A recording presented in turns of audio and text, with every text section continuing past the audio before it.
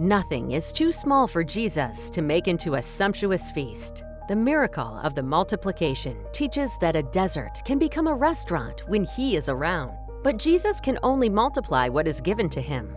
The food that had remained home, He did not multiply. The food that was eaten before the disciples came could not be multiplied.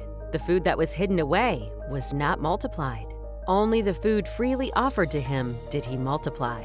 Something similar happened with this young man, filled with the desire to become a pastor. As his parents' resources were limited and there was no theological school in his home country, he applied to 2 affordable schools abroad. Unfortunately, one of the schools had to close because of a civil war. For the other, he was not granted a student visa. He became so disappointed and discouraged. But then, unexpectedly, he was invited to the local Adventist conference office. There, he was introduced to a man who asked him, "Do you really want to study theology to become a pastor?" He answered affirmatively.